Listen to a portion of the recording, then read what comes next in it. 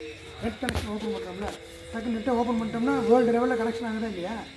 Throughout வேர்ல்டே கையில் இருக்குல்ல. அது மாதிரி ஆத்மா ஓப்பன் பண்ணோம்னா எல்லா அண்ட பிண்டங்களும் அன்னுடைய அறிவு அண்டாண்டங்களையும் கடந்து இருக்கிறன்ற மாதிரி அண்டாண்டங்களையும் கடந்து செல்லக்கூடிய ஆற்றல் நமக்கு இருக்குது. ஏன் எல்லாரும் சாப்பிட்டாங்களா? யாரும் மிஸ் ஆகிட்டாங்களா? சாப்பிட்டாங்க. என்ன சாப்பிடல? ஏன் ஒரு தோசை? நான் 4 கப்பு அந்த பானகம், 3 சாக்லேட்டு, பிஸ்கட்டு 1, முந்திரி பருப்பு, பாதாமி இவ்வளோ சாப்பிட்டேன். ஐயா வந்து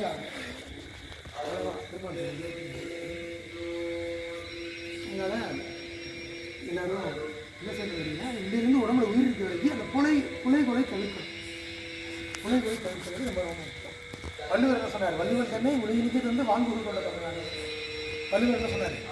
திருக்குறளில் சாகா கல்வியை பற்றி குறிப்பிடப்பட்டிருக்கிறது. திருக்குறளில் சாகா கல்வியை பற்றி குறிப்பிடப்பட்டிருக்கிறது. திருக்குறளில் வந்து முதல் அதிகாரத்தில் குறிப்பிடப்பட்டிருக்குது. முதல் அதிகாரங்கிறது முதல் பாட்டு என்ன பாட்டுன்னு உங்களுக்கு தெரியும். திருக்குறளில் தமிழ் காலத்தில் முதல் பாட்டு என்ன பாட்டு சொல்லுங்கள். அகர முதல எழுத்தெல்லாம் ஆதி பகவான் முகற்றே உலகு. இந்த அகர முதல் எழுத்தெல்லாம் ஆதி பகவான் முகற்றே உலகில் என்ன சொல்லியிருக்காரா? சாகா கல்வி, டெத்லெஸ் எஜுகேஷன். எஜுகேஷன்னா கல்வி, டெத்துனா மரணம், டெத்னா மரணம் இல்லாத கல்வி, சாகா கல்வி.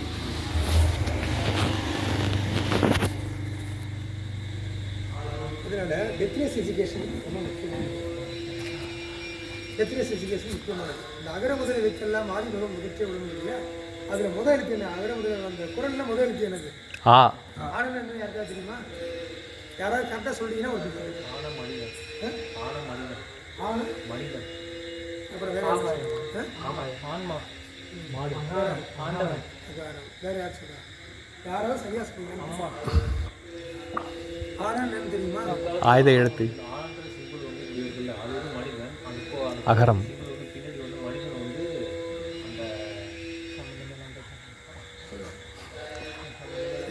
அகரம்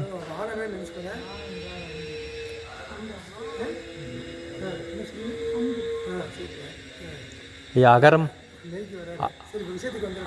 ஆயுத எழுத்து. திருக்குறள்ல வந்து சாகக்கல்வியை பற்றி குறிப்பிட்டிருக்கிறாரு. இவ்வளவு பேர் இருக்கீங்களே, அதுலேயே ஊறி போயிருக்கீங்களே, எங்க இருக்க வேண்டிய இடத்துல இருக்கீங்க, ஆனால் சொல்ல மாட்டீங்களே. ஆனந்தம் தெரியுமா? ஆனந்தம்னா அருட்பெருஞ்சோதி. இதை சொல்றது இல்லையா ஒரு திருக்குறள்?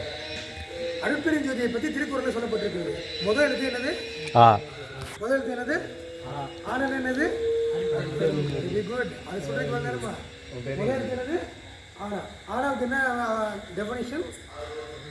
அருட்பெருஞ்சோதி. அருட்பெருஞ்சோதியை பற்றி திருக்குறளில் எடுத்தோடனே முத அருட்பெருஞ்சோதியை பற்றி தான் சொல்லியிருக்காரு. அதுதான் வரலாறு சொல்றாரு. ஏதோ ஒன்று எழுதுப்பா. திருக்குறளில் சாகா கல்வியை பற்றி தெரிவிக்கப்பட்டிருக்கிறது. அது தக்க ஆச்சாரியின் மூலம் தெரிந்து கொள்ளுங்க. தக்க ஆச்சாரியன்னா ஆசிரியர் மூலமாக, தக்க ஆச்சாரியன்னா அருளனும் பெற்றவங்க மூலமாக தெரிந்து கொள்ளுங்க சொல்லியிருக்காரு. ஆனா என்பது அருட்பெருஞ்சோதியை குறிக்கக்கூடியது. தமிழில் வந்து ஆனன தெரியுமா? ஆனனா எத்தனை தெரியுமா? எத்தனை? 8. ஆனா தமிழ்ல வந்து 8. நீங்க தைப்பூசிக்கு வந்தீங்கன்னா ஐயா பிறந்தவருக்கு வந்தா உங்களுக்கு நாங்கள் கொடுத்து விடுறது ஜீவை லட்டு. இப்படி பேசுறதே எங்க மெட்டு. ஞானசபை வடிவமும் கையை தட்டு 8.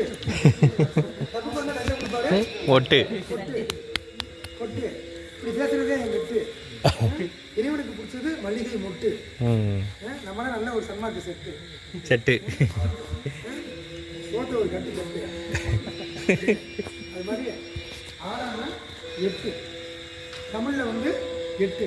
ஐயா என்ன சொல்றாரு? 8ஓட 2 சேர்த்து என்னவே மறியேன்னு சொல்றாங்க. அப்ப 8னுடைய உண்மையை திருக்குறள்ல முதல் எழுத்துல சொல்லிட்டாங்க. எடுத்த முதல் எழுத்து என்ன சொல்றாரு? ஆனனா என்னது? ஆனனா என்னது? 8. சொல்லுங்க. ஆனனா என்னது? 8. மக்களை ரொம்ப விரும்புறது துட்டு. ஆனா 8 இல்லையா? சரி,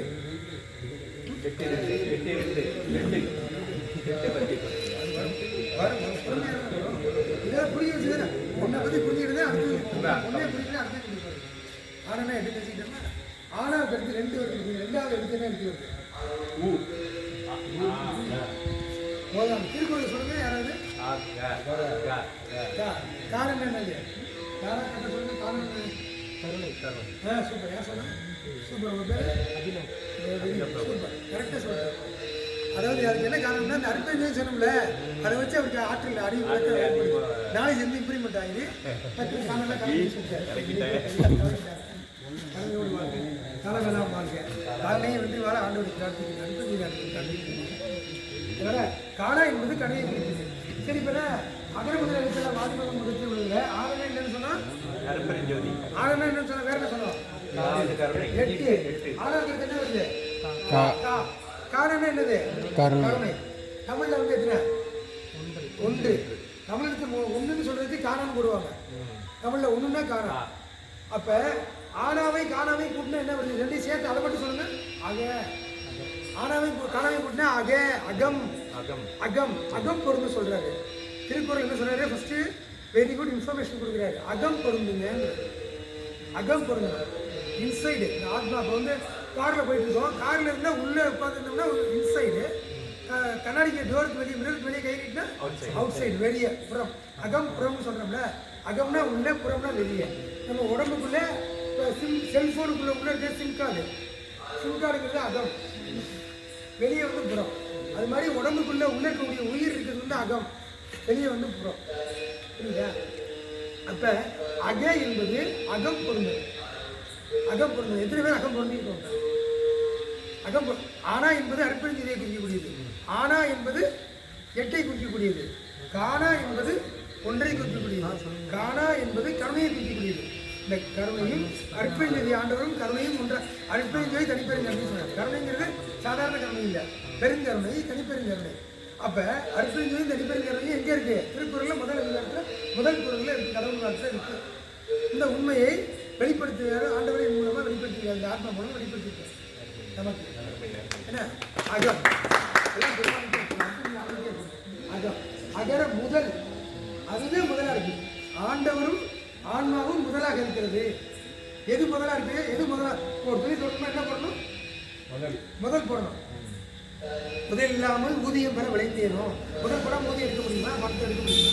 முதல் போடணும். உழைச்சிக்கணும், எவ்வளோ கஷ்டப்பட்டுக்கணும். இவ்வளோ பத்தையா வடகை வச்சு போடுவாங்க, சொத்தை விட்டு போட்டிருப்பாங்க, என்னென்னமோ பண்ணியிருப்பாங்க. எவ்வளோ கஷ்டப்பட்டுருப்பாங்க, எவ்வளோ வச்சுருப்பாங்க அந்த முதல்ல கொண்டு வருது. அப்போ முதல் இல்லாமல் ஊதியம் பெற விளைந்தேனோன்னு சொல்லியிருப்பா சொல்லுது. அப்போ அகர முதல். அகரம் ஆனந்த அற்புதம் கருணை கருணை. இந்த அற்புதம் அற்புதம் கருணைன்னா இந்த உடம்புல, இந்த உடம்புக்குள்ள 8ங்கிறது இந்த உடம்பு. ஆனாங்கிறது 8. 8ங்கிறது என்னது? உடம்பு. அச்சையும் உடம்பையும் அறிவகை அறியீர். அம்மையும் அப்பனும் யாரென தெரியீர். இச்சையிட்டு உணவும் பின்படுகின்றீர். பின்படு தீமையும் முன்படுகின்றீர்.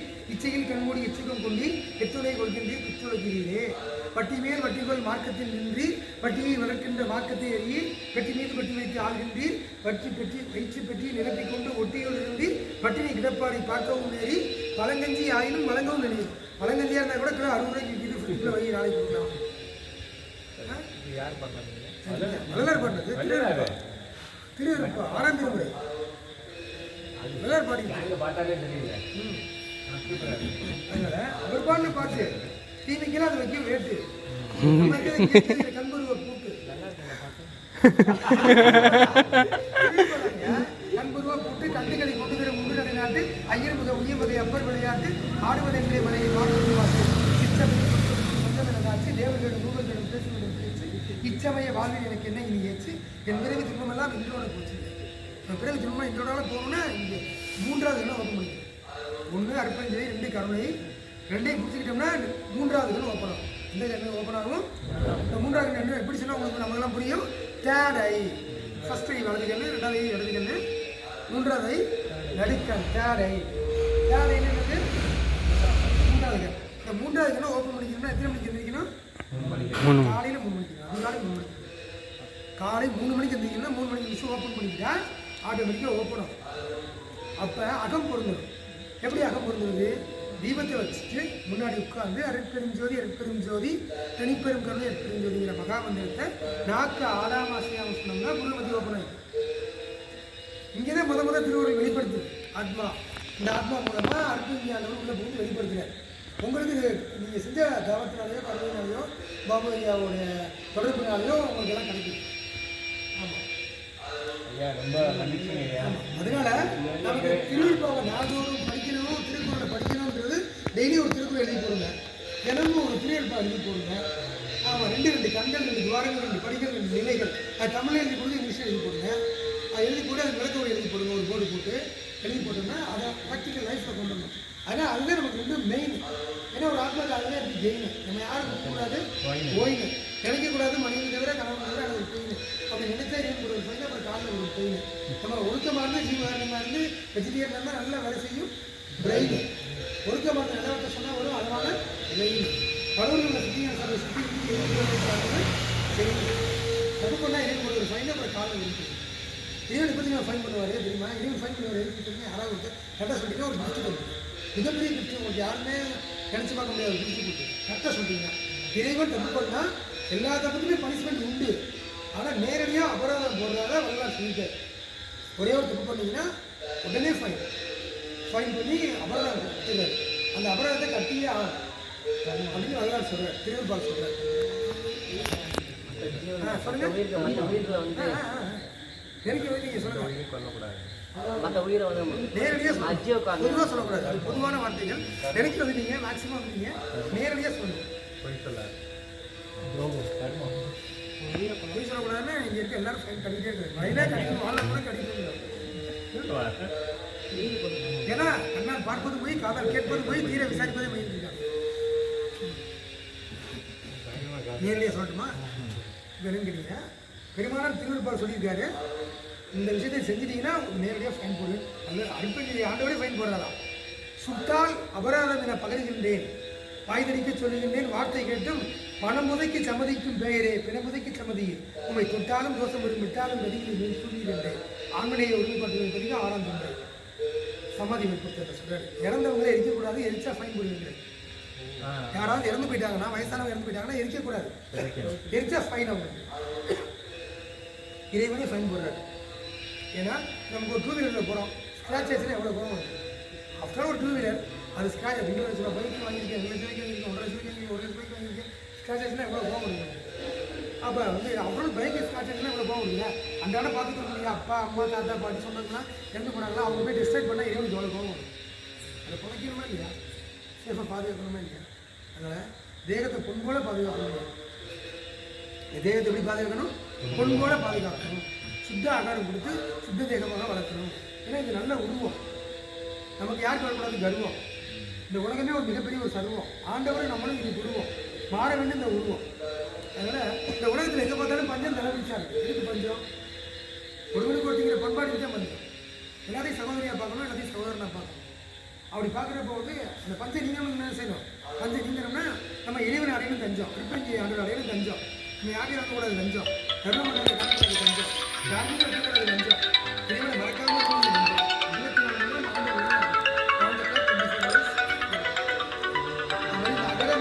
24 சுருக்கமாக சொல்லிக்கிறேன். ஏன்னா அது சொன்னோம்னா அதுக்கே கிட்டத்தட்ட 2-3 நாள் ஆகும். அதுக்காக சுருக்கமாக சொன்னேன். சுருங்க பசங்களை எங்கே உட்காருவாங்க 2 நாள் பெருங்கிறீங்கன்னா இப்போ அந்த அகர முதல் எழுத்து இல்லாமல் கேட்டாங்களா, 2 சொல்லுங்கன்னு கேட்டார்ல, அவர் விண்ணப்ப போஸ்டர் இருக்காரு, அப்ளிகேஷன் கொடுத்துட்டார்ல. அகர முதல் எழுத்து எல்லாம் ஆதி பகவன் முதற்சிய உலகன்னு சொன்னாங்கல்ல, அந்த உலகுன்னு வருது இல்லை. ஏன்னா சுருக்கமாக சொல்லி போகிறேன். இப்போ டைம் நீங்களாம் பிஸியாக இருக்கீங்கன்னு நினைக்கிறேன். பிஸி ஜீரணம் ஆச்சுன்னா ஏற்படும் அடிக்கடி பசி. சாப்பிட்டாதான் வரும் ருசி ஆத்மாவுக்கு. ஆமாம், அது ருசியோட உணவு கொடுத்தா பிஸியாக சாப்பிட்லாம். என்ன பிஸியாக இருந்துக்கலாம். அதாவது கேட்டிங்கன்னா அந்த உலகுன்னு வருது பார்த்தீங்களா, ஊனாங்கிறது வந்து 2, ஆனாங்கிறது வந்து 8, ஊனாங்கிறது வந்து 2. 8 உண்மையை திருக்குறளில் முதல் குறள்லேயே கொடுத்துருக்கிறார். என்ன 8ஓடு 2 சேர்த்து என்னவும் அறியீர், எத்தனை கொள்கின்றீர் பித்துழைகிறீரே சொல்கிறா. 8 தெரியாத என் கையிலே கொடுத்தீர், இது தருணம் திறக்க முயல்கின்றேன், அட்டி செய்ய நினையாதீர், இறக்கரையும் தெரியும்னு சொல்கிறார். 8ங்கிறது என்னது? இந்த உடம்பு. 2ங்கிறது உயிராக இருக்குது. 8 2 கூட்டினா 8 இந்த உடம்பையும் உயிரையும் ஒன்றா இணைச்சோம்னா 8 2 கூட்டினா 10. 10ங்கிறது தமிழில் வந்து யானா. யானைன்னா 10. தயவுன்னு போகிறாங்களா, தயவு செய்து ப்ளீஸ் வெயிட் அப்படிங்கிறாங்களே, ப்ளீஸ்னா தயவு செய்து அப்படின்னு சொல்கிறாங்கல்ல. யானைன்னா 10. இப்போ சிவபெருமான் பார்த்தீங்கன்னா கையில் சூழாயுத மாதிரி வச்சுருப்பாரு அந்த காலங்களில். இல்லை அம்மன் பார்த்தீங்கன்னா கையில் சூழாயுத மாதிரி வச்சுருப்பாங்க. அந்த சூழாயத்தில் என்ன இப்படி யானை மாதிரி வருமா? யானைன்னா ஆன்மான்னு அர்த்தம். யானைன்றது ஆன்மா, 10 அர்த்தம். அதனால் யானைன்னா ஆன்மா, சோல், SOUL சோல். சோல்னா ஆத்மா. அந்த ஆத்மா எங்கே இருக்குது? நம்ம உடம்புக்குள்ளே எந்த இடத்துல இருக்குது? யாராவது கரெக்டாக சொல்லிங்கன்னா ஒரு கிஃப்ட் தரேன். பூர்வ மத்தியில் யாரும் குட்டிங்க வாங்க. பூர்வ மத்தி இல்லைங்கய்யா, பூர்வ மத்தி, பூர்வ மத்தி. இங்கே இருக்கு ஐயா. என்ன பிட்ரூட்டி கிளாங் உங்கள் பேர் என்ன? மனோபாலா. இங்கே இங்கே இருக்குன்னா உச்சந்தலை. உச்சந்தலையிலிருந்து உச்சந்தலைக்குள்ளே எப்படிங்கிறீங்கன்னா உள்ளாக்குக்கு மேலே உச்சந்தில் கீழே. குழிக்குள்ளே பாயிண்ட் சொல்லிட்டாரு, ஆனால் மிக தெளிவாக சொல்லிடுறேன். உள்ளாக்குக்கு மேலே உச்சந்தலைக்கு கீழே வடிவ குழிக்குள்ளே உள்ளொலியாக உயிரொலியாக ஆண்மொழியாக இருக்குது. அந்த கூண்டு வச்சு விளக்க அப்படின்னா பயிற்சியோடு கொடுத்துருவோம். பயிற்சி தெளிவாக தெரியும், தெரிஞ்சாலும் கொடுக்க முடியலையே. அதுக்கே இடம் வேணும். இடம் இங்கே இருக்குது, நீங்கள் வந்து உட்காரணும். செருப்பெல்லாம் கட்டி போட்டு இங்கே உட்காரணும், அப்போ தான் சொல்ல முடியும், காசு எடுக்க முடியும். அந்த தீபத்துக்கு நேராக நம்ம பூர்வ மத்தியை வச்சு தியானம் பண்ணோம்னா பூர்வ மத்தியை ஆட்டோமேட்டிக் ஓப்பன். அங்கேருந்து ஆற்றல் அப்படியே வந்துகிட்டே இருக்கும். வான்வெளிக்கும் அந்த தீபத்துக்கு கனெக்ஷன் இருக்குது. எல்லா இடத்துலையுமே கனெக்ஷன் இருக்குது. வான்வெளிக்கும் எங்கே தீபம் ஏற்றினாலும் அந்த தீபம் ஏற்றுற இடத்துல வான்வெளிக்கும் நமக்கு கனெக்ஷன் உண்டு. அப்போ தீபத்தை நம்ம கனெக்ஷன் கொடுத்துட்டோம்னா தீபத்துக்கு நம்ம கனெக்ஷன் கொடுத்தா பூர்வ மத்தி ஓப்பன் ஆகிடுச்சு. ஓப்பன் ஆகிடுச்சுன்னா நமக்கு வந்து அந்த உறுத்தல் ஏற்படுத்தி இந்த இடத்துல ஓப்பன் ஆகிடுச்சு. நமக்கு எல்லாமே தெரியும்.